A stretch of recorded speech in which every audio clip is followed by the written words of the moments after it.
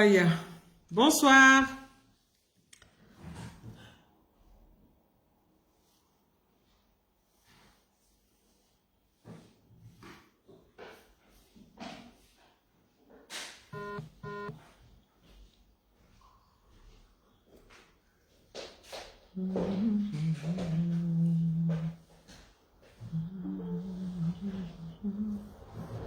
Alors.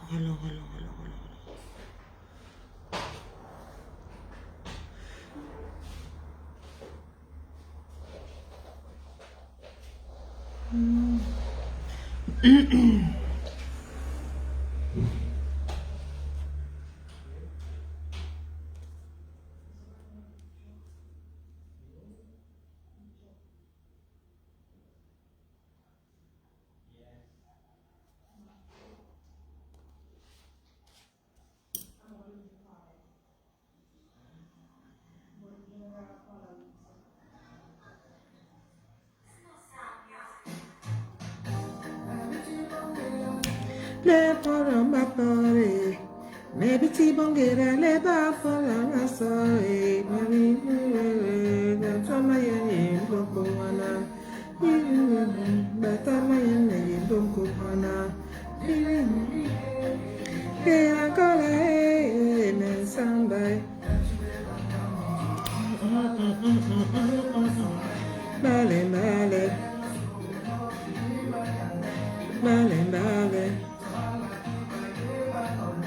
Balena, Majubo, Matama, Mano, Kiki, Bayame.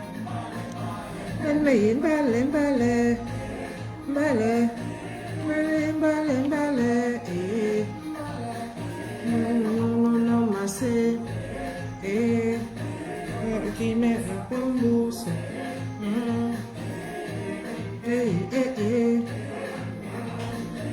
Oh.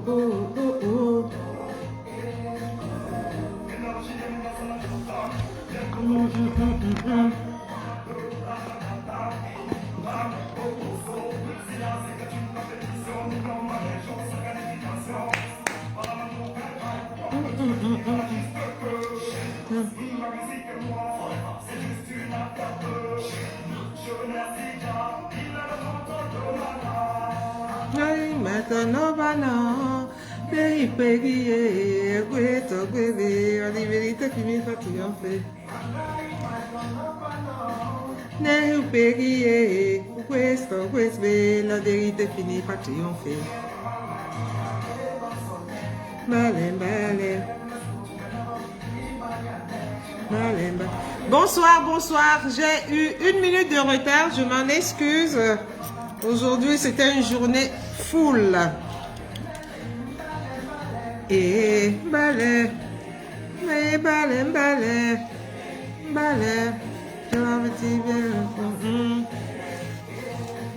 Le petit baisse à combus.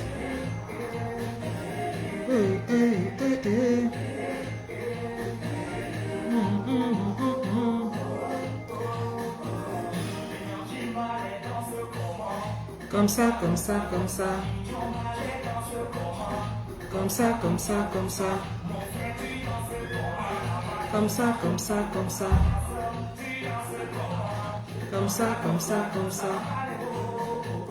Ah,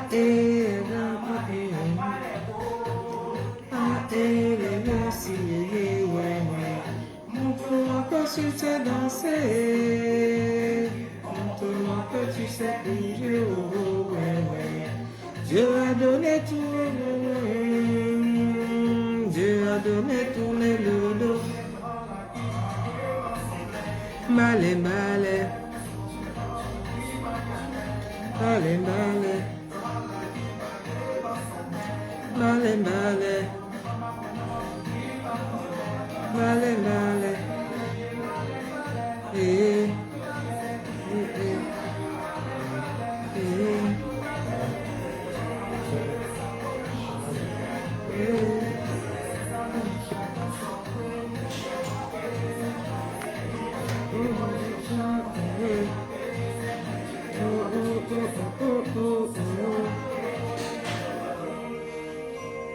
Dieu a donné tourner le dos. Bonsoir, bonsoir, bonsoir, merci. Oh, merci à tous ceux qui ont déjà partagé, hein. Oh, c'est super. C'est génial.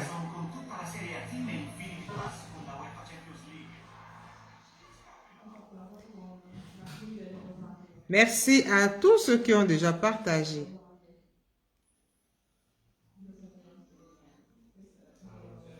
Dieu a donné tous les le doé.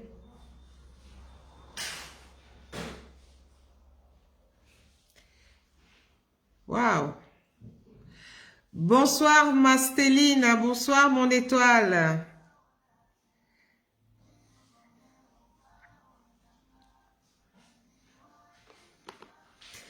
Comment tu vas, Stella?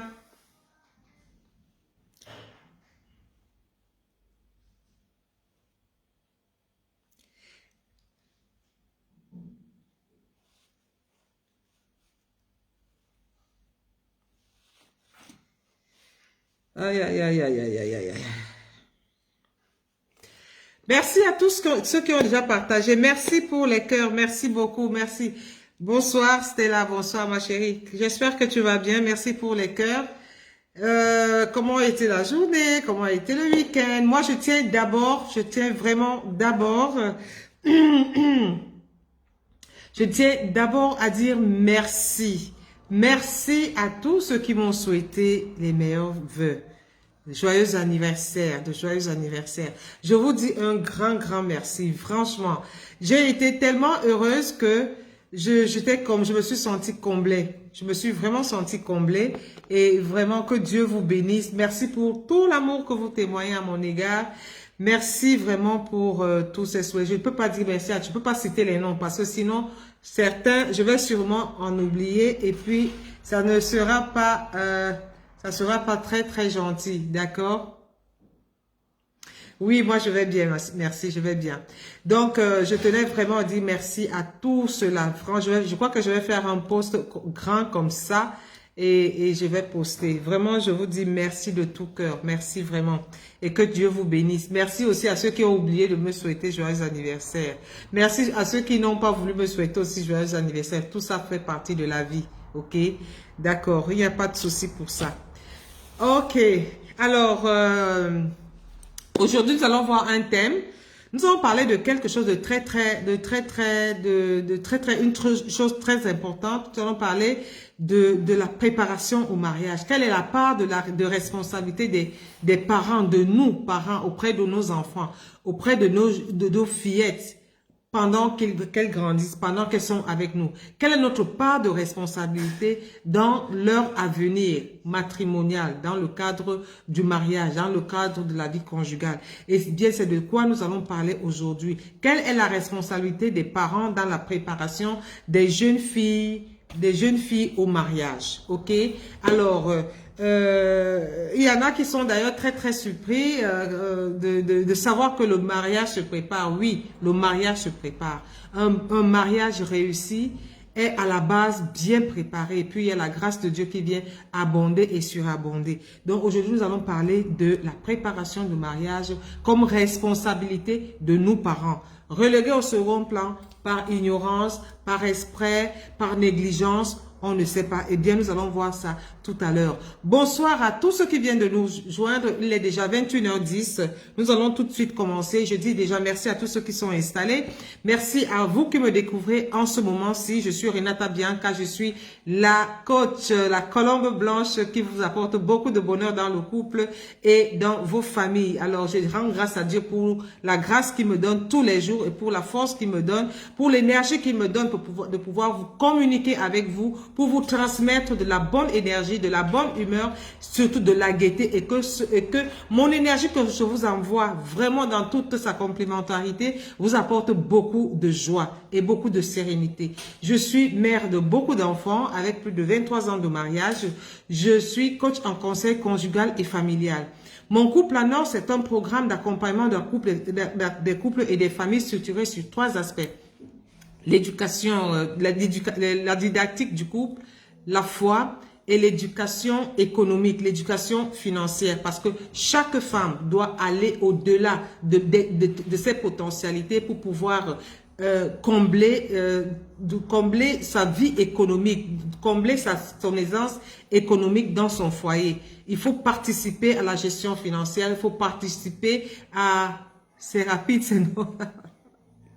Il faut participer à grandir la famille sur le plan économique, d'accord? Donc, c'est pourquoi je stimule les femmes, j'amène les femmes à sortir de leur zone de confort et à aller chercher le plus loin possible pour pouvoir améliorer leur cadre de vie. Je m'applique beaucoup sur les femmes, je m'appuie beaucoup sur les femmes parce que je suis une femme. Je sais ce que les femmes vivent parce que je vis à travers mes expériences et je vis aussi à travers les témoignages et les conseils des unes et des autres. C'est pourquoi je reste vraiment très focus sur l'avenir de la femme dans la vie familiale en général. Ok? Alors, bonsoir Mona Patti, bonsoir la coach Mona Patti que je salue avec beaucoup de révérence. Mona Patti est une femme entrepreneur qui est en train de s'installer fortement dans le monde du digital. Et je te souhaite beaucoup de courage Mona Patti, beaucoup de courage, beaucoup de persévérance et surtout, reste focus sur tes objectifs. Ok, est-ce que vous me recevez 5 sur 5? Est-ce que le son, il est bon? Est-ce que je vous arrive comme il faut? Est-ce que vous êtes fiers de m'écouter aujourd'hui? Est-ce que vous êtes prêts à m'écouter et prêts à partager ce que nous allons partager ce soir?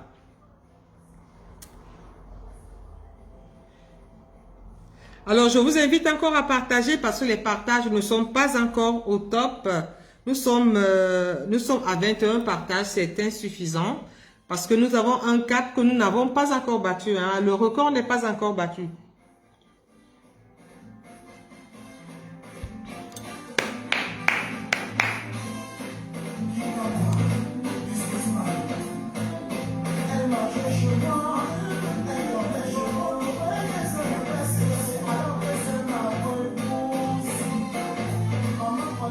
Je suis très fort dans la danse. Hein. Si je me lève là, c'est terrible. Donc, je préfère rester assise.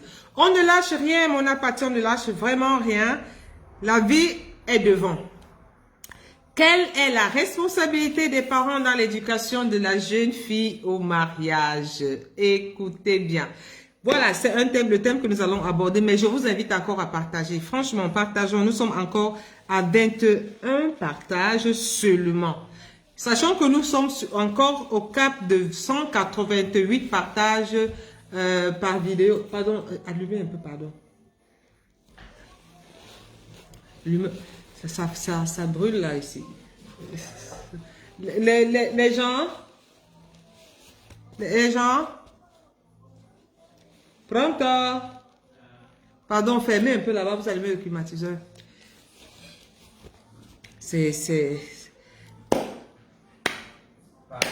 Ah, ferme là-bas, on allume. Ferme partout là.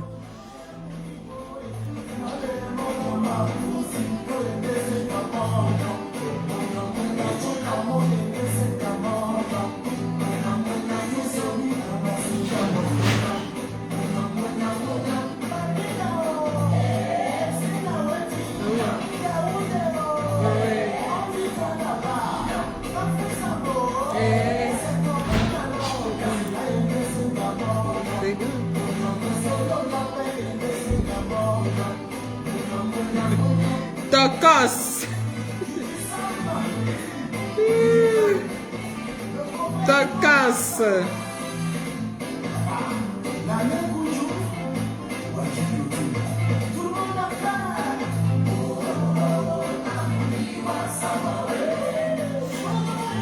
Alors, voilà, je vais juste vous rappeler quelque chose. Je vous rappelle juste que dans notre programme, nous sommes toujours dans notre dynamique de coaching, nous sommes dans notre dynamique de formation, notre dynamique de booster toutes les femmes qui sont dues, toutes les femmes qui cherchent à se relever, toutes les femmes qui ont perdu espoir, toutes les femmes qui vivent seules, toutes les femmes qui ont été déchirées dans leur cœur, toutes les femmes qui ont eu souffrance dans leur cœur, toutes les femmes qui ont la peur de vivre la solitude demain.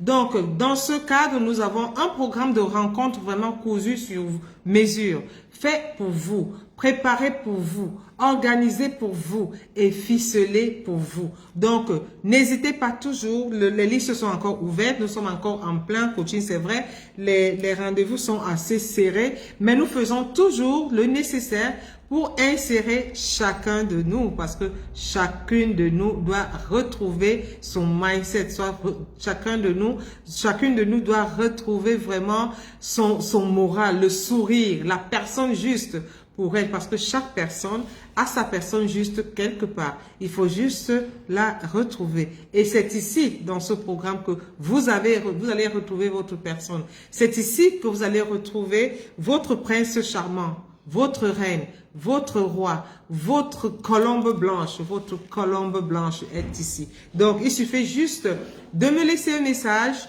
de me laisser, de m'envoyer un petit commentaire, laisser un commentaire sur cette vidéo, sur mes vidéos. Nous allons lire, nous avons un staff, une team bien ficelée, bien forte qui va relever et vous va vous contacter ou alors vous inscrivez sur les listes qui sont toujours en ligne pour pouvoir intégrer le groupe. Le groupe est un groupe privé. Le groupe privé c'est vraiment c'est un groupe qui est fait uniquement pour des personnes qui ont réellement besoin de rencontrer leur âme sœur. Uniquement pour ces personnes. Et nous arrivons à les détecter grâce aux mesures, grâce aux méthodes que mon couple en or a mis en œuvre pour pouvoir rester fidèle à ses paroles. Ok? Bonsoir Loveline. Je vois que Loveline est en ligne. Bonsoir Loveline. Est-ce que vous êtes à combien de partages? Non, mais ça ne bouge pas là. Partageons, ça n'évolue pas considérablement.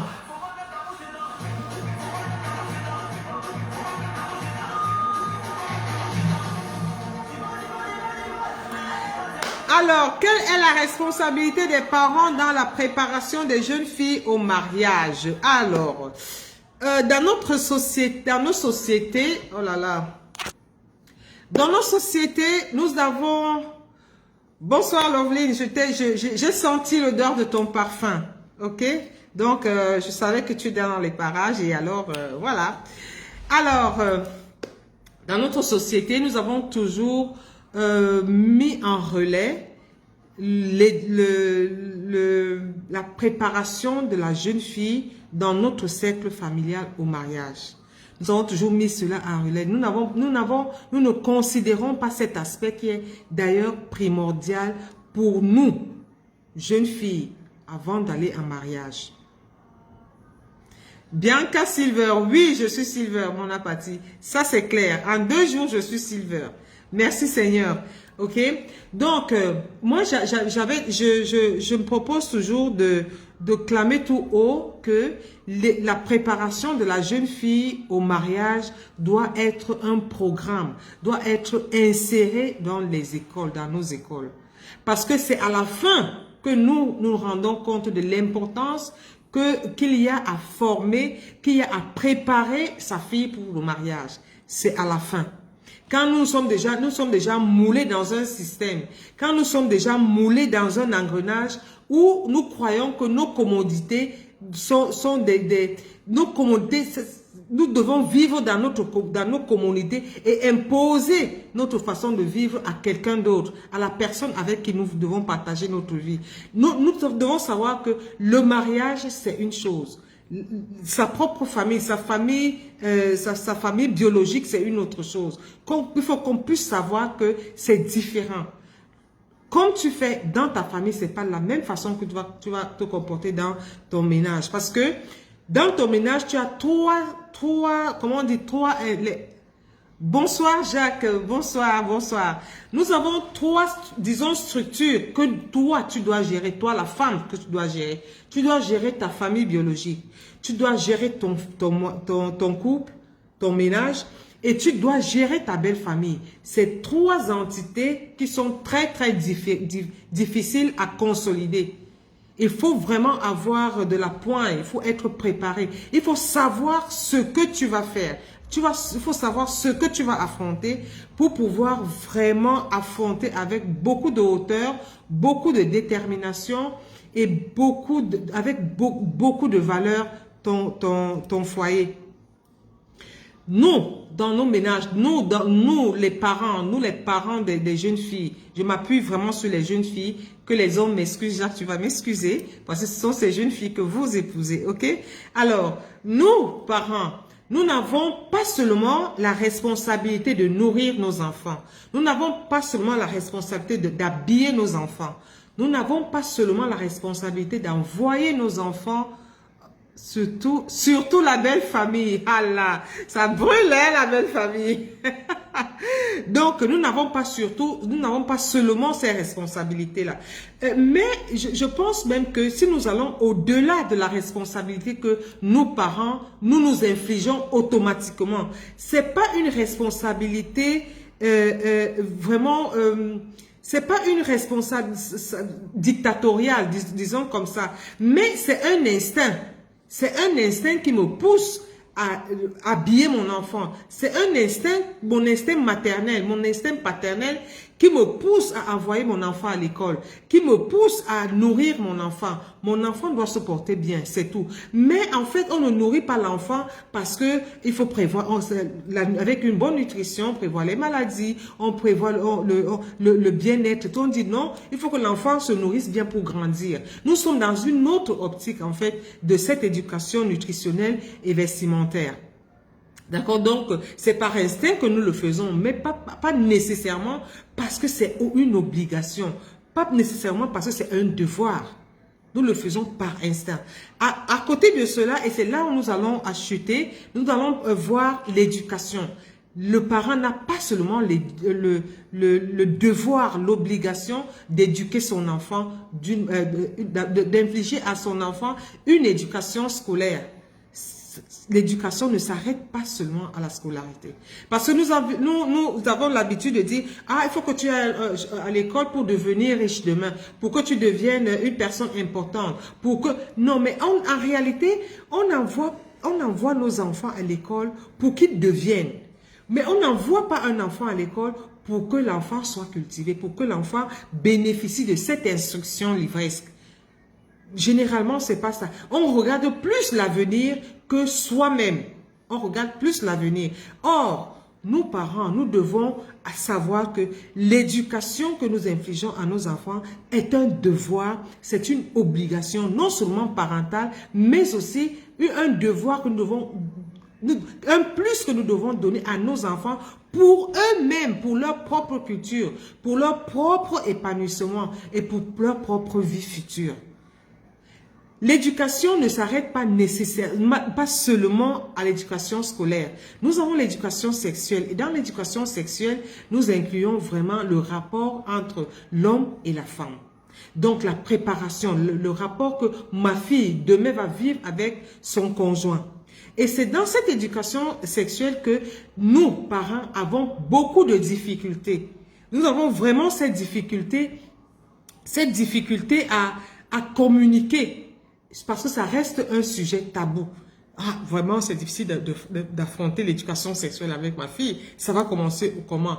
Dans le temps, c'était plus difficile, mais aujourd'hui, c'est légèrement un peu plus facile parce que il y a les réseaux sociaux, il y a les moyens de communication qui facilitent vraiment la tâche. Mais jusque-là, nous, dans la famille africaine, nous avons beaucoup de difficultés à entamer une éducation sexuelle à nos enfants. La plupart des temps, les flèches que nous, parents, merci pour les cœurs, les flèches que nous, parents, nous lançons à nos enfants, c'est d'une manière vraiment voilée. C'est d'une manière non seulement voilée, mais violente.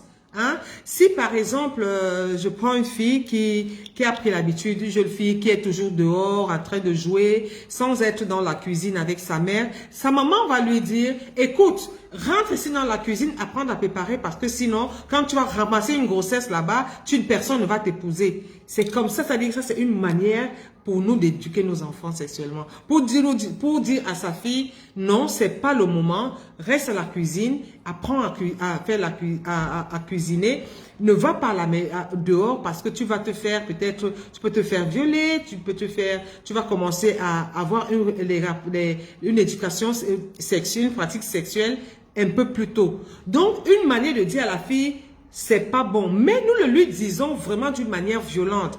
Et parfois même, elle ne comprend pas le sens de ce que tu dis. Elle ne perçoit pas cela. Par contre, nous, on le lui dit comme ça facilement. Oh, viens, tu passes ton temps à te pavaner dehors, tu ne sais même pas préparer. Parce que dans la tête de la maman, il faut que sa fille sache préparer pour cuisiner pour son mari. Mais pas pour elle, attention. Pas pour elle. Pour cuisiner pour son mari. Tu vas servir quoi à ton mari? Tu vas aller à mariage sans savoir préparer. Tu vas aller à mariage sans savoir faire la vaisselle. Tu sais même pas laver les habits. Tu vas laver les habits de ton mari comment? Elles ne disent pas que faut apprendre à laver les habits pour laver tes propres habits. Voilà comment l'éducation, la préparation au mariage se fait. Ah, dès que tu réponds mal à ta mère ou bien tu te fâches, ah, tu boudes. C'est pour ça que tu vas faire à ton mari. Après, il va te chasser. Voici notre façon d'éduquer, hein, de préparer nos enfants. Ça, c'est notre façon. Donc, la maman ne va pas te dire, quand tu causes avec ton mari, c'est pour tel but. Quand tu communiques avec ton mari, c'est pour tel but. Il faut obéir à ton mari. Il faut respecter ton mari. On va pas te dire pourquoi tu dois faire ceci. On va même pas mettre, elle ne met même pas un mot là où il faut mettre. Tout est mélangé, tout est basculé, tout est dans un panier et puis voilà. Je t'ai dit, n'est-ce pas, je te disais ça quand tu étais petit, n'est-ce pas, quand je t'apprends quelque chose, tu ne veux pas écouter, n'est-ce pas si, n'est-ce pas ça. Voilà comment on se dit. Or, comment est-ce que nous devons éduquer, nous devons préparer nos enfants, nos jeunes filles au mariage? Cela part de la base. Et là, nous allons entamer, nous allons parler de l'éducation de la jeune fille africaine. Parce que nous avons été éduqués, nous avons été préparés d'une certaine manière, mais d'une manière subtile. Parce que chez nous, à l'âge de 6 ans, la jeune fille, la petite fille, elle sait faire la vaisselle. Elle sait balayer la cour. Mais il faut que nous, parents, maintenant, nous mettons des mots là-dessus. Le matin, quand tu te lèves, on t'apprend que tu dois faire ta toilette intime. Quand tu finis de faire ta toilette intime, tu viens faire la vaisselle, tu viens balayer la cour. Donc là, il y a beaucoup de choses qui rentrent en jeu. Il y a la propreté, tu dois être propre, la jeune fille doit être propre. Il y a l'organisation. L'organisation. Après ceci, tu dois faire cela. Après ceci, tu dois faire cela. On apprend la jeune fille à s'organiser. Et puis, apprendre à la jeune fille à accomplir les tâches ménagères. Déjà à 6 ans, tu sais faire la vaisselle, tu sais balayer la cour, tu sais te laver. C'est en cela que cela se résume. Les 3 phases-là, nous ne savons pas les développer dans la foulée de l'éducation de la jeune fille. Mais en réalité, c'est ce que cela signifie. Donc, la propreté, l'organisation. OK? Donc, en dehors de ça, on t'apprend le respect. On t'apprend le respect de l'aîné. On t'apprend le respect de la personne humaine, de l'être humain. Parce que chez nous, c'est important. Un enfant, je prends en règle générale, un enfant ne regarde pas son aîné dans les yeux, par exemple. C'est un signe de respect. C'est différent, hein, c'est différent selon les cultures. Parce que ici en Italie, quand tu parles à ton enfant, il doit te regarder dans les yeux. Pour eux, c'est un signe de respect. Chez nous, c'est un signe de mépris. Regarder l'enfant dans les yeux. De regarder son aîné dans les yeux. Donc, il faut mettre un mot sur l'enfant. Apprendre le respect. Le respect, c'est quoi? Déjà, savoir parler à ses parents. Répondre aux questions quand on te pose une question. Ne pas dire des gros mots. Ne pas insulter les aînés. Ne pas insulter les aînés. Respecter. Quand ton père te parle, tu dois écouter, tu dois obéir. On apprend l'obéissance. De prime abord, on ne voit pas l'impact. Mais regardez un peu ce qui se passe dans le foyer quand cet aspect est négligé. Quand on t'apprend pas le respect, quand tu te retrouves dans le foyer, qu'est-ce qui se passe? Avant que ton mari ne dise un mot, tu as déjà dit 10. Avant que ton mari ne te dise un mot, tu as déjà dit 10. Nous devons mettre la forme, car les mots sont des pistolets. Ça, les mots sont des pistolets chargés.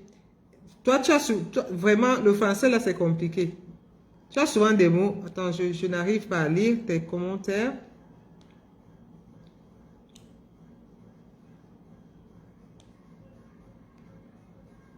Les mots sont effectivement les pistolets. Je n'arrive pas à lire ton commentaire, mon apathie. Les mots sont les pistolets chargés. Donc, un mot déplacé ou alors un mot lancé dans un contexte un peu moins adéquat complique les choses et l'enfant ne comprend pas vraiment ce que tu lui dis. Donc, le respect. Quand on se retrouve dans le foyer, avant que le gars ne dise un mot, tu as déjà lancé 10 000 mots. Avant que le gars ne te fait des reproches, tu l'as déjà traité de je ne sais pas quoi. Bonsoir le meute. Tu as déjà, bon, je suis pas ta boniche, je suis pas ton esclave, toi c'est qui, tu vaux quoi? Donc, quand tu as suivi une certaine éducation de base, quand tu as appris le respect, il y a des mots, il y a des choses que tu ne peux pas dire à ton mari. Et au moins, ce problème-là ne va pas exister. Donc, mettons un mot à un comportement, à une attitude, à un caractère. Parce qu'il y a des enfants qui ont des caractères. Hein. Donc, il faut cadrer cela. Donc, le respect. Le respect. Mine de rien, vraiment, essayons de, regardons un peu, regardons de plus près dans nos foyers, comment nous nous comportons, comment nous répondons à nos conjoints. Comment nous répondons à nos conjoints.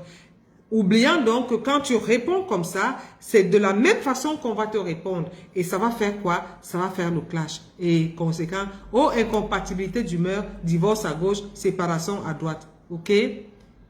L'éducation, par exemple, effectivement. Donc, tu donnes une flèche, tu tires par balle, qui tue par balle, périt par balle. Ça, c'est clair. Donc, l'éducation, le respect va encore plus loin. Plus loin, parce que tu vas communiquer ce respect, tu vas apprendre à ton enfant demain le même respect que tu as reçu de tes parents. Donc, c'est un fil. C'est un fil. Donc, maintenant, il faut apprendre à ton enfant de dire la vérité. De dire la vérité. Parce que parfois, on ment même pour rien. On ment pour rien. Et c'est pourquoi, je ne sais pas si vous avez déjà eu affaire avec un pervers. C'est-à-dire, le premier caractère d'un pervers, c'est le mensonge. Et ça ne naît pas comme ça. Quand tu grandis dans le mensonge, quand tu nais dans le mensonge, tu grandis dans le mensonge, tu vas pratiquer uniquement le mensonge dans ta vie. Le mensonge. Le mensonge. Donc, il y a des valeurs que nous devons communiquer à nos enfants. Le mensonge, la communication. Il faut apprendre à l'enfant de communiquer. Comment apprendre à l'enfant à communiquer? Quand l'enfant va à l'école, il faut que quand il rentre de l'école, ta jeune fille doit te dire ce qu'elle a vécu, ce qu'elle a appris, qui elle a rencontré. Maman, j'ai rencontré tel. Papa, j'ai rencontré tel. On a vu ceci. On apprend à l'enfant à dialoguer, à communiquer, à transmettre, à transmettre vraiment ce qu'elle a vécu, comment elle a vécu la journée et ce qu'elle a vécu en journée. Quel est l'impact dans le ménage? Et je vais vous dire, malheureusement, on ne voit pas très rapidement. L'impact, nous devons être des exemples. Ok, merci. L'impact, c'est quoi? L'impact, c'est que quand tu as appris à communiquer, quand tes parents t'ont appris à communiquer, tu vas communiquer avec ton conjoint. Et regardons, il y a beaucoup de conjoints, de couples qui se séparent parce qu'il y a un manque de communication. Quand il y a un manque de communication, il y a problème. Parce que chacun a sa conception des choses. Et quand vous ne communiquez pas, vous n'arrivez pas à vous entendre. Et quand vous n'arrivez pas à vous entendre, vous créez des problèmes inutiles. Ça devient un problème inutile. Combien de couples se sont séparés par manque de communication ou par mauvaise communication et que par la suite, ils ont regretté de s'être séparés? Combien de couples? Il y a beaucoup de couples, il y a beaucoup de personnes qui ont perdu vraiment de vivre un amour, de vivre vraiment une paix dans leur foyer parce qu'ils n'ont pas su communiquer. Et la communication donc part de la base. C'est pas quand tu as déjà 50 ans comme moi. Non, on apprend cela à la base. Donc, apprendre à l'enfant à communiquer, à dire ce qu'elle a vécu. Ça fait que quand elle se retrouve à son conjoint le soir, à la maison, chérie, comment était la journée? Comment elle était? Ton travail, ça a été? Est-ce que, voilà, j'étais à l'hôpital avec l'enfant, voici ce qui s'est passé, voici ce que le médecin a dit. Or, quand tu n'as pas su, quand tu n'as pas appris à communiquer, qu'est-ce qui se passe? Quand ton conjoint arrive, c'est la bouche que tu as tirée là-bas, là, tu n'arrives même pas à parler, tu as tiré la bouche comme ça et tu ne lui dis même rien. Tu ne lui dis rien, tu restes là. Oui, tu boudes même pourquoi? Pour rien. Même si vous avez eu des différends, il y a des informations importantes, les informations nécessaires que tu dois absolument communiquer à ton mari. Ça, c'est clair. Bagarrez, faites tout ce que vous voulez, mais quand il y a des informations importantes, il faut les communiquer. Il faut les communiquer. Peut-on influencer positivement le caractère forgé longtemps à l'avance à l'aube de son mariage? Son sort n'est-il pas déjà scellé? Il n'y a aucun sort scellé. Il n'y a aucun sort scellé. Pas du tout. Alors, je prends mon exemple. Je pars pas loin. Je pars pas loin. Moi, j'ai grandi d'une certaine manière. J'ai grandi parce que je suis brune. Et chez nous, ma grand-mère trouvait que comme je suis brune, je dois même pas aller au champ. Je dois rien faire. Je dois faire ce que je veux et tout et tout. Donc, il y avait des choses que je ne faisais pas. Donc, j'ai grandi d'une certaine manière et il y avait une fusion particulière entre mon père et moi. Il y avait une fusion particulière entre mon père et moi. Père à son âme, je l'aime beaucoup. Alors, qu'est-ce qui se passe? Ce qui fait que j'avais un certain caractère. On ne devait rien me dire. On ne devait pas me dire que ce que tu as fait est mauvais. Non, je ne supportais pas ça. Je pouvais bouder quand je veux. Je pouvais. Imaginez-vous un enfant, je suis assise, après je dis à ma grand-mère, si je veux, je pleure maintenant. Elle me dit pleure alors. Je me mets à pleurer là. Je pleure, je rougis. Elle est obligée de me supplier encore. J'ai grandi comme ça. Quel a été l'impact dans mon foyer? L'impact, c'était que je boudais sans raison. Je me mets à bouder. Je ne dis rien. Je me tais. Je parle à personne. Comme ça. Personne ne m'a fait quelque chose. Je veux rester seule. Voilà, face que je veux rester seule. Mais, j'ai vu que c'est pas bon. Et heureusement, mon mari, il l'a compris. Il m'a aidé. Et avec quoi il m'a soigné? Si je vous dis, vous allez rire. Et c'est vrai. Il m'a soigné avec un verre d'eau glacée. Avec un verre d'eau sucrée. Donc, un jour, je me suis renfermée comme ça. J'ai dit, je veux parler à personne. Je veux rester seule. Il est parti prendre un verre d'eau bien glacé. Il a mis du sucre. Il dit, chérie, prends. C'est-à-dire, avec la douceur, avec la quand j'ai bu, c'est le jour-là que je suis guérie. Donc, ça passe. Ça passe vraiment. Il n'y a pas un caractère qui est indélébile. Pas du tout. On travaille sur soi-même et tous les jours. On travaille sur soi-même tous les jours. On peut surmonter tout. On peut surmonter tout. On peut dépasser tout.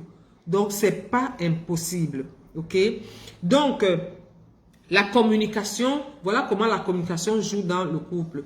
Communiquer avec son partenaire. Dans les détails. Parfois, un simple détail peut réveiller quelque chose qui est enfoui. Un simple détail peut rappeler une situation qui s'est produite hier ou alors aujourd'hui qui pour moi était pas nécessaire. Donc communiquer c'est important. Dialoguer c'est important. Il faut dialoguer. Il faut écouter parce que dans le dialogue il y a l'écoute. Pour mieux dialoguer, il faut écouter. Et quand tu écoutes, tu comprends l'autre. Et vous comprenez, et en ce moment-là, il n'y a pas de rapport de force, vous parlez, vous dialoguez ensemble. Il n'y a pas de jeu. en ce moment-là. Il y a le nous. Quand il y a le nous, chacun se sent concerné, chacun se sent partie prenante, personne n'a tort, personne n'a raison. Nous devons ensemble communiquer, travailler, nous devons ensemble causer pour trouver le point, vraiment le point idéal pour notre vie de couple. C'est pas facile. C'est pas facile. Donc, la base, c'est la communication. Apprenons à nos filles, à nos jeunes filles de communiquer. Merci Marie-Laure, merci d'être là. Alors, il y a un autre aspect, l'aspect du travail. L'aspect du travail. Apprenons à nos enfants à travailler. Aimer son enfant, c'est pas dire, ah, elle peut pas faire ci, ah, elle est brune, elle ne doit pas travailler, ah, c'est ma fille, elle est machin. Non, elle doit travailler. La jeune fille doit travailler. La jeune fille doit aider sa maman à accomplir les tâches ménagères, à faire la cuisine. Elle doit y être. Pas parce qu'elle va nourrir son mari, non. Parce qu'elle-même, elle doit être autonome. C'est pas tout le monde qui est, j'ai ma grand-mère qui disait, vous serez pas les Tchanga Delphine.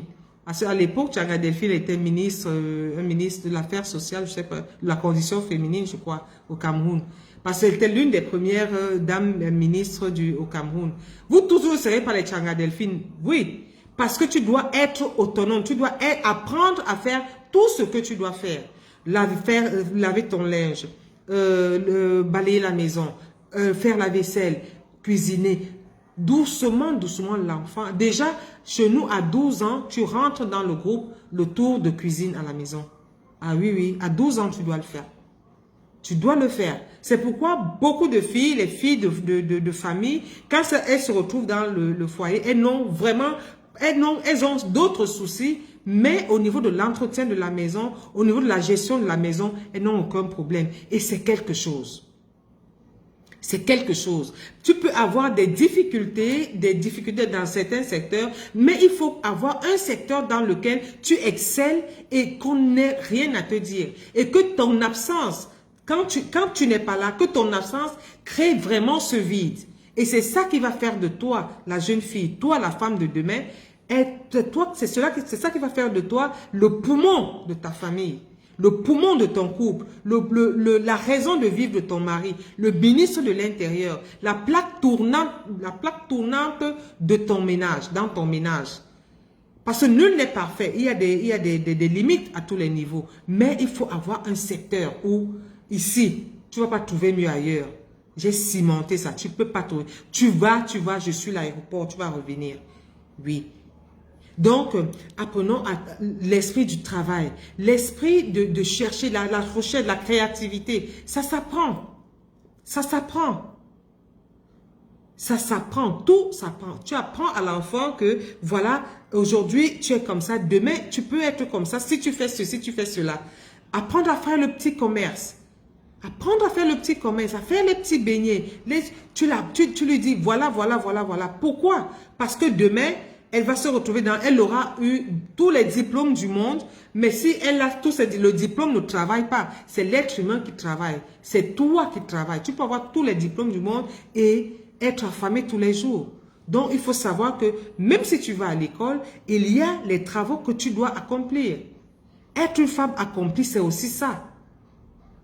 Tu sais que maintenant, si tu vas avec, tu as ton petit jardin, tu sais faire des fleurs. Et si tu sais faire des fleurs, ça veut dire que le travail, l'agriculture, tu peux affronter l'agriculture. Tu apprends, c'est-à-dire, c'est pas maltraiter l'enfant. Apprendre à l'enfant l'esprit du travail. Apprendre à l'enfant que tu dois quand même, tu dois pouvoir mettre ta main un peu partout. Ne voyez pas mes ongles. Moi, si je prends la houe, vous ne pouvez pas comprendre. Je prends la houe, je prends la matière, vous ne pouvez pas imaginer. Je le fais parce que je sais le faire. J'ai appris à le faire. Je n'ai aucun problème pour me retrouver, quand je me retrouve dans mon jardin, à faire mes carottes, à faire je sais pas, mes arbres fruitiers, à faire mon maïs, à faire mes courgettes, à faire tout ce que je n'ai aucun problème. Je me sens à l'aise. Pas que j'excelle, non, mais je m'en sors. je m'en sors. Ce que j'ai cultivé, j'ai d'ailleurs préparé, j'ai mis sur ma page, vous allez voir tout ce que j'ai préparé, c'est ce que j'ai cultivé. Donc, apprendre à la jeune fille tout cela, c'est important. Je me retrouve aujourd'hui en Italie, ben, je n'ai aucun problème à faire n'importe quel travail. Quand je suis arrivée ici, les travaux que j'ai fait, c'est quoi? J'ai fait dans tous les secteurs. J'ai gardé les malades. J'ai lavé le sol. J'ai fait la restauration. J'ai fait l'hôtellerie. Je me sens à l'aise partout. Tout simplement parce que dans mon esprit, j'ai compris que notre force est dans le travail. Notre force est dans ce que nos parents nous donnent à la base. Rien n'est acquis, on apprend tous les jours, on se forge tous les jours et on cherche à s'améliorer tous les jours. Ok? Merci pour les cœurs, merci vraiment, merci beaucoup. Donc, la culture de la paresse ne doit pas faire partie du quotidien de nos enfants. Apprenons à nos enfants l'esprit du travail.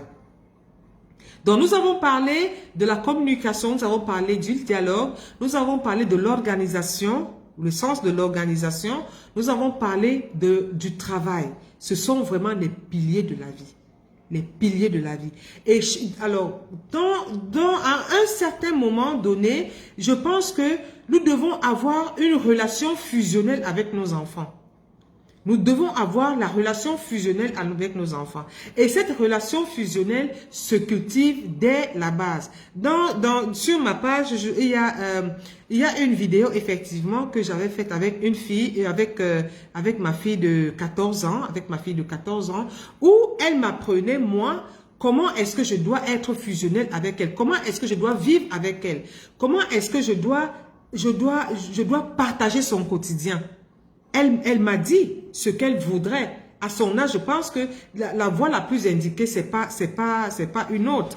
Elle me dit, maman, voilà pour partager mon quotidien. De temps en temps, nous regardons des films ensemble. De temps en temps, nous jouons ensemble. De temps en temps, tu vis ce que je vis. Tu fais les activités que je fais.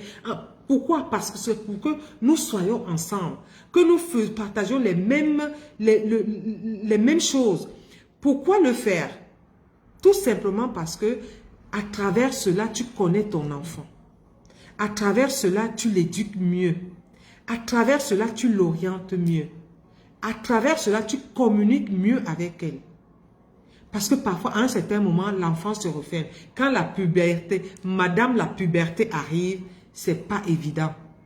C'est pas évident. Il faut vraiment avoir beaucoup de courage et prier pour que l'enfant ne disjoncte pas. Tout cela, ça part vraiment dès le bas âge. Parce que quand tu cultives cette relation avec ton enfant et parler de tout et de rien à son niveau, l'enfant à un moment donné communique facilement avec toi. L'enfant communique facilement avec toi. Et ne pas bloquer l'enfant. Tout ce que l'enfant voit, il faut qu'elle te dise. Tout ce qu'elle apprend dehors, il faut qu'elle te rapporte ça. Maman, il y a ceci, à l'école, il y a tel qui m'a dit ceci, ça veut dire quoi? Il ne faut pas taper l'enfant, dire que fiche-moi le camp, qu'est-ce que tu me racontes là? Qui t'a appris ça? Non. Tu t'assois, par rapport à son âge, tu cherches un langage, tu trouves des mots justes pour qu'elle ne soit pas choquée, elle ne soit pas brusquée, mais pour qu'elle comprenne ce que cela signifie. Les avantages qu'elle ait compris cela, et l'influence que cela aura demain, l'impact que cela a demain dans sa vie familiale, dans son avenir, quand elle sera grande, dans sa maturité. Donc, rien ne doit être relégué au second plan. Il faut mettre l'accent même dans les détails. Pas au moment juste, non, pas du tic au tac, non. Tu prends le temps, tu observes, tu regardes, tu vas doucement, on dit piano, doucement, pour améliorer, pour corriger. Parce que ça ne sert parfois à rien de brusquer l'enfant. Oh, tu seras comme ça. Oh, machin, qui t'a appris ça? Qui t'a dit d'aller là-bas? Machin. Tu te mets à hurler, à gronder. L'enfant ne comprend rien à un moment donné. Parfois, quand je prends un quart de tour là, je commence à gronder. C'est après que mes enfants me disent, mais maman, tu as grondé là, mais je n'ai pas compris. Tu grondais pourquoi? Pendant que tu t'es trémoussé là, tu as grondé, tu as sorti toutes tes cartouches et que l'enfant vient te dire que maman, je n'ai pas compris. Ça te dégonfle. Ça veut dire que tu as échoué. Donc, tu te calmes. Et tu communiques. Ah oui, tu parles avec. Tu dialogues, tu expliques. Tu expliques ce que cela signifie. Ça fait que l'enfant comprend. Parce qu'il n'y a pas plus de joie pour un enfant qui a compris. Même si par têtutesse, il fait le contraire demain, mais il y a une base. Il y a une différence entre un enfant qui a eu des valeurs, un enfant qui a reçu des valeurs et un enfant demain et qui disjoncte un tout petit peu et un enfant qui n'a pas de valeur, qui n'a aucune base et qui disjoncte. C'est différent. C'est vraiment différent. Parce que celui qui a une base, celui qui a reçu une préparation, celui qui a eu des valeurs, celui qui a reçu une éducation, à un moment donné, revient à la case départ. À un moment donné, revient. Surtout quand il a déjà 21 ans, 22 ans, ou alors quand une bonne grossesse arrive là, elle revient. Mais celui qui n'a pas reçu, ou celle qui n'a pas reçu ses bases, dès qu'elle est disjoncte là, c'est parti. C'est parti. Elle va se calmer à 55 ans. Elle va se calmer à 55 ans. Ça, c'est clair. Ou bien quand elle se cogne au mur. Là, elle se calme. Et parfois, c'est difficile. C'est difficile de rentrer. Parce qu'en réalité, tu n'as pas de base. Tu n'as pas de base. Et tu ignores que tu n'as pas de base. Et quand tu reviens donc sur tes pas, qu'est-ce qui se passe? Tu commences à revoir tout ce que tu as fait derrière, dans le passé. Tu commences à revoir un peu le film de ta vie et qu'est-ce qui se passe? Tu regrettes. Mais ce n'est pas la solution de regretter. C'est pas la solution, ce n'est pas de regretter. La solution, c'est pas de penser que tu n'y peux plus rien. Non. Il y a une seule chose. Tu as déjà compris, c'est 50% de gain. Tu gagnes à 50%. Quand tu as compris, mais si tu n'as pas compris, c'est un problème. Il faut comprendre. Parce que quand tu comprends, tu as ton produit. Tu as vraiment, tu vas trouver toi-même les éléments pour pouvoir t'améliorer, pour pouvoir corriger cela, pour pouvoir refaire ta vie. L'essentiel, c'est de comprendre. Le rétroviseur de la vie. L'essentiel, c'est ça. L'important, c'est pas de rester vraiment braqué dans ce que tu as vécu hier. Parce qu'en réalité, ça ne sert à rien. Ça ne sert à rien de te braquer de rester dans le passé. Tu continues à vivre dans le passé, tu vas vivre dans le passé. Ça te sert à quoi vivre dans le passé? Ça ne te sert à rien du tout. Ça profite à qui? Ça ne profite à personne. Au contraire, ça te détruit. Et quand tu te détruis pas seul. Tu te détruis, tu t'empoisonnes et tu empoisonnes l'entourage. À quoi bon de chercher quelqu'un d'autre avec qui partager ta vie? Ne cherche personne, reste seul. Tu ne dois chercher personne. Tu dois rester seul. Parce que tu vas vivre toi seul ton cauchemar. Si tu te dis, ok, je dois reprendre ma vie, je dois chercher quelqu'un d'autre, alors tu mets des éléments en jeu, tu mets vraiment tout le nécessaire pour que tu puisses toi-même te refaire, on dit répoulir, tu dois te renettoyer pour pouvoir te définir à nouveau et affronter donc la vie nouvelle. Sinon, tu vas faire du copier-coller et les mêmes causes auront les mêmes effets. Ça, c'est clair. Ça, c'est clair. Donc, sachant que si je choisis de rester quelque part, je choisis de rester avec les valeurs que j'ai reçues et qui ne m'ont pas apporté quelque chose de bien. Si je choisis de rester là, ne cherche personne, tu restes là, tranquille. Personne ne va venir te déranger. Personne ne va te bousculer. Tu es tranquille dans ton coin, c'est bon. C'est bon. Mais si tu te dis, je décolle, je me lève. Alors, quand tu te lèves, ne regarde pas derrière. Fais-toi un examen de conscience. Fais ton scanner. Tu fais ton scanner et alors tu te mets à l'école de la vie. Tu te mets à l'école de la vie. Prenez le coaching. Prenez le coaching. Ah oui, allez voir le psychologue, allez voir le psychiatre, allez voir, je ne sais pas, ils sont là pour là, nous sommes là pour ça. Il n'y a pas de honte à t'appuyer sur un coach. Il n'y a pas de honte à t'appuyer sur une psychologue. Pas du tout. Il n'y a pas de honte à cela. La honte, c'est quand tu te caches derrière un miroir. C'est-à-dire quand tu te lèves le matin, tu es joyeuse, mais l'intérieur est noir.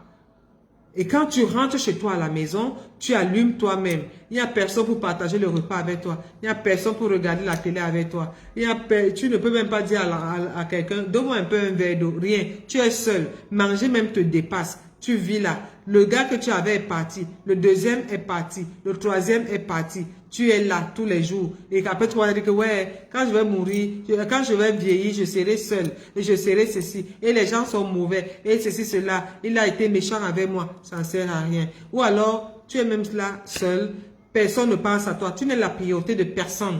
Personne ne pense à toi. C'est quand j'ai fini de faire mes choses que je pense à toi. Et peut-être tu es déjà mort. On peut te retrouver là après 2 jours.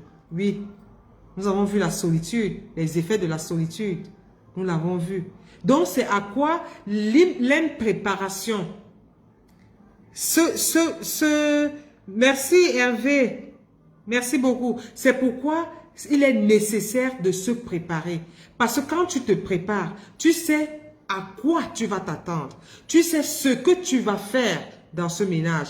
Tu sais pourquoi est-ce que tu vas vivre avec un homme. Tu sais pourquoi tu vas vivre avec un homme. Si tu ne sais pas pourquoi tu vas vivre avec un homme, donc vraiment, reste tranquille chez toi. Il n'y a pas de souci. Si tu sais quelles sont les limites que tu dois avoir dans ta vie conjugale, alors oui. Quels sont tes devoirs? Quelles sont tes obligations? Alors oui. Mais si tu ne les connais pas, take time. Reste tranquille.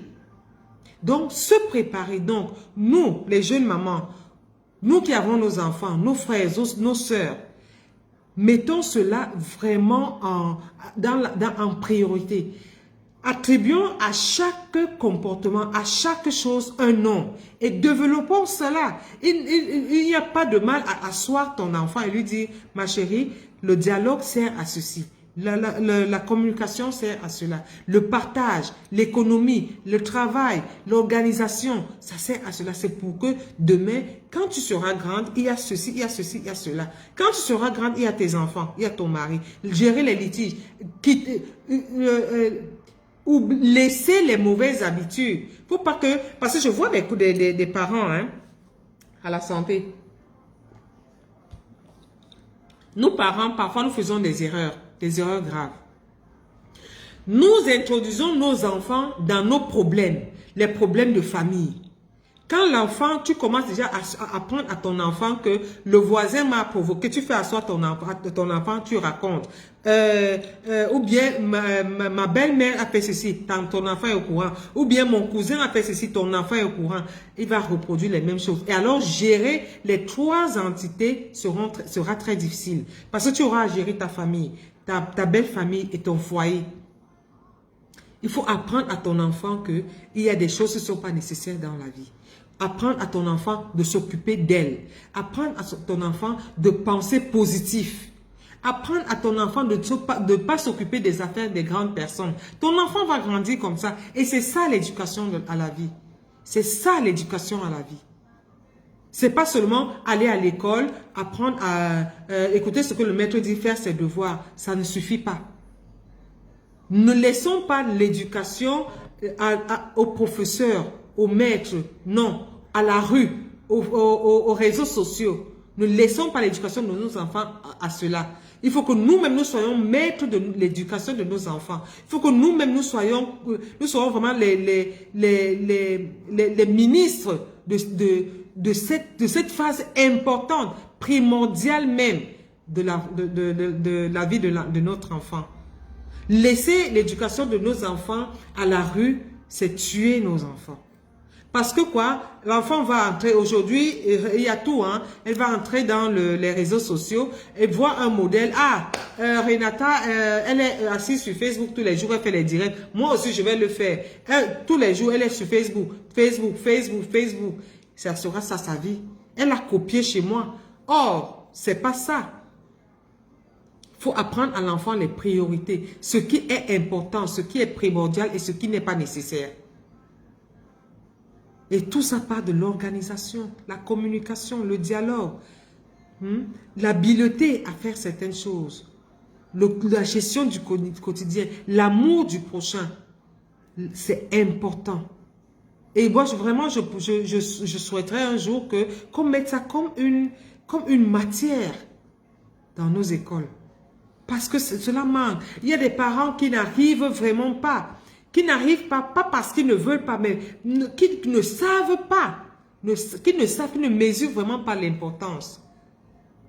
Combien de personnes sont arrivées à un certain âge et ont appris qu'on se prépare pour le mariage. Tu es là, après on te propulse dans un ménage et puis voilà, tu es déjà grand, tu as 18 ans, alors tu vas en mariage. Arrivé là, ça se passe comment? Ça se passe comment?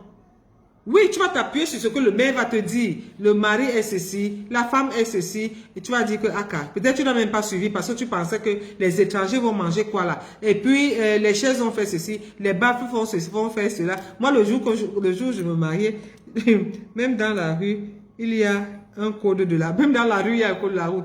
Le jour de mon mariage, je ne sais même pas ce que le maire me disait. Parce que déjà, on avait un retard de, je sais pas, de 4 ou 5 heures. Donc, je n'ai même pas suivi pour dire que je vais appliquer ce qu'il a dit. Non, je n'ai pas suivi. Et à l'église, vraiment, je ne sais pas si j'étais là, parce que je pensais déjà à la soirée. Donc, maintenant, qui va me dire ce que je dois faire dans mon ménage? Qui? Le lendemain, après je rentre à la maison, je dois commencer à vivre avec mon mari dans la maison. Ça se passe donc comment? On se retrouve là. On fait comment? On se regarde.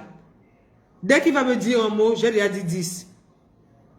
Il arrive là, je suis concentré à regarder telenovelas. Oui. Et puis après quoi? Alors, il travaille, il va m'apporter de l'argent, il doit me nourrir. Oh, je suis fatigué, je ne peux pas faire la cuisine. Il peut aussi faire la cuisine, c'est un être humain. Oui. Je peux. Voilà. Et puis après, je commence à pleurer parce qu'il a une chise à dehors, parce que je ne le vois plus, je le vois comme ça en passant. Parce que je ne représente rien pour lui. Et alors, il s'est retrouvé ailleurs. Il s'est retrouvé ailleurs.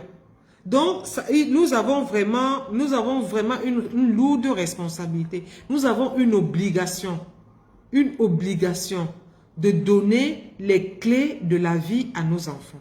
C'est important, c'est une obligation. Ne laissons pas l'éducation de nos enfants à la rue. Non. Ne laissons pas l'éducation de nos enfants à la rue. Parce que si nous laissons l'éducation de nos enfants à la rue, c'est quelle route ils vont prendre? Quelle route? Dans un carrefour, il y a les carrefours, il y a au moins 8 rues. Ils vont prendre laquelle? Alors, ils seront déstabilisés. Et quand l'enfant est déstabilisé, il obéit au premier venu. Et qui sera le premier venu? Qui sera le premier venu? Mon enfant va s'appuyer sur qui? Quelle est cette personne? Qu'est-ce que cette personne va dire à mon enfant? Qu'est-ce que cette personne va dire à mon enfant? Quelle est l'éthique que ce que l'autre va venir dire à mon enfant quand le feu brûle? Quelle est cette éthique-là? Qu'est-ce que ça va donner? Quel est l'effet que ça va produire?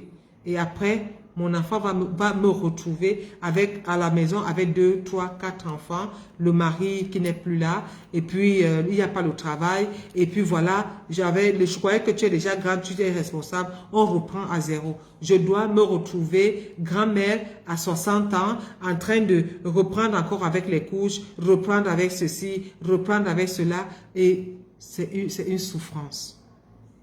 C'est une souffrance. Donc, ne cultivons pas notre souffrance. Mettons tout en œuvre, mettons tout en jeu. Mettons tout en jeu pour garantir le bien-être de nos enfants. Il y a des couples modèles. Il y a des couples modèles. Apprenons de ces couples-là. Et ça se voit. C'est-à-dire, ça transparaît. Ça se lit. Ça se lit. Quand un couple est harmonieux, ça se lit. Ne serait-ce que ça. De l'extérieur, regarde ça. Et implante ça. Implante cela dans ton foyer. Au moins cette lumière-là. Et informe-toi. Cultive-toi. Demande. Fais-toi coacher. Fais-toi conseiller. Fais-toi accompagner. Et surtout, ne vis pas dans le passé. Vis dans le futur. Construis ton futur à partir du présent. Le présent du futur, c'est l'action. Le présent du futur, c'est l'action. Passons à l'action. Passons à l'action. Il n'y a pas de honte à apprendre. Il n'y a pas de honte à quoi que ce soit. Il n'y a pas de honte à repartir. Au contraire, quand tu te relèves, quand tu repars, c'est le bonheur. C'est le bonheur pour les tiens. C'est le bonheur pour toi-même. C'est le bonheur pour ta famille. OK? Donc, est-ce que... Mike, c'est ton arrivée, c'est pas grave, tu vas regarder en différé, parce que là, nous tirons vers la fin, nous avons fait 1h05. Est-ce que vous avez des questions? Est-ce que je peux apporter quelques...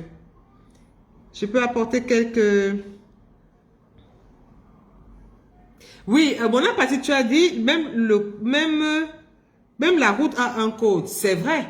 La route a un code, mais si je suis au feu rouge, l'autre est au feu vert, si je ne maîtrise pas le lagage de ce feu rouge ou de ce feu vert, je vais aller comme un mouton, en fait. Je vais aller comme un mouton. Donc, en respectant ce code-là, il faut déjà connaître le code-là. Il faut connaître que la route a un code. Quand tu ne le connais pas, tu vas... Au rouge, tu vas foncer, hein. Et puis après, cohésion. OK? Il y a les bling-bling, il y a les terres, il y a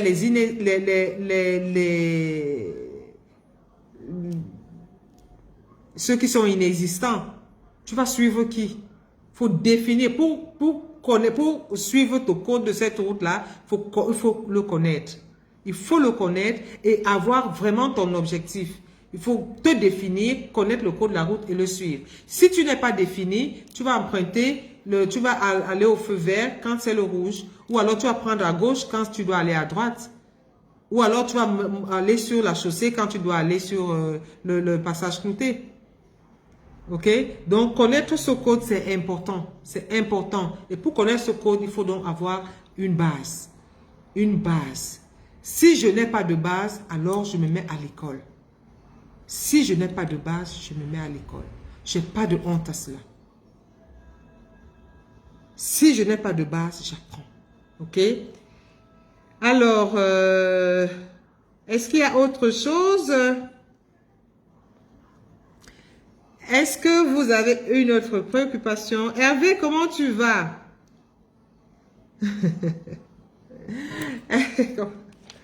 Est-ce que vous avez même partagé? Je n'ai même pas vu les partages. Est-ce que vous avez partagé?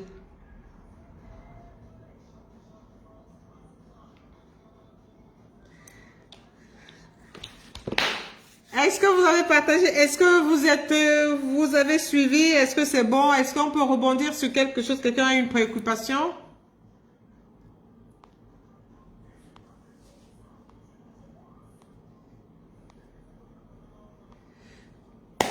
Ok. Alors, oh, merci beaucoup, merci. Merci pour les cœurs. Alors, voilà, j'ai été très heureuse d'être en votre compagnie. Et merci pour ceux qui ont été là, merci d'avoir partagé. Et je dis encore merci pour les vœux de joyeux anniversaire. N'hésitez pas à nous laisser un commentaire si vous avez besoin Oh, merci Marie-Laure, merci, merci, merci énormément. Si vous avez besoin trouver votre âme sœur, vous trouvez votre bonheur, votre colombe blanche, votre partenaire, eh bien, n'hésitez donc pas. Maman Castel, enfant Guinness. Maman Castel, enfant Guinness. J'ai suivi une vidéo l'autre jour où quelqu'un faisait la différence entre deux buveurs. Il y a les bons buveurs, il y a les mauvais buveurs. C'est-à-dire, c'est une vidéo qui m'a vraiment intéressée. Il a défini ce qu'est un bon buveur. Et il a défini ce qu'est un mauvais buveur.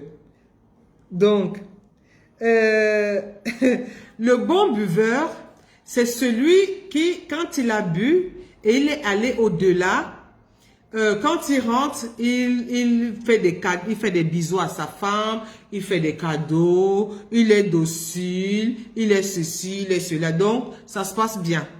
Mais le mauvais buveur, c'est celui qui, quand il a pris un verre en plus, qu'est-ce qu'il fait? Il devient violent. Là, c'est un mauvais buveur. Donc, ça, c'est pas bon. Mieux. Il a défini ça comme ça, mais vraiment, c'était vraiment marrant. C'était marrant. Alors, merci d'avoir été là. Donc, n'hésitez pas.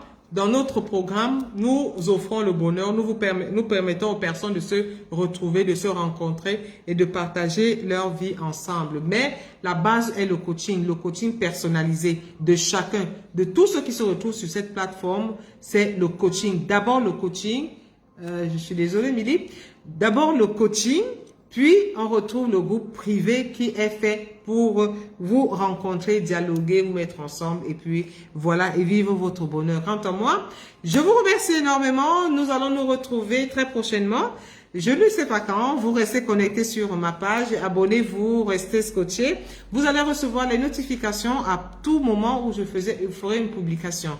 Notre chaîne YouTube est toujours là. N'hésitez pas à vous abonner. Nous avons des publications. Toutes ces vidéos se retrouvent aussi sur notre chaîne et sur notre page aussi. Likez, partagez et surtout, n'hésitez pas à me suivre. Suivre 1, 2, 3 fois. Ça ne me fait vraiment pas du mal. Ok? Et j'attends vos suggestions, j'attends vos propositions quant à moi.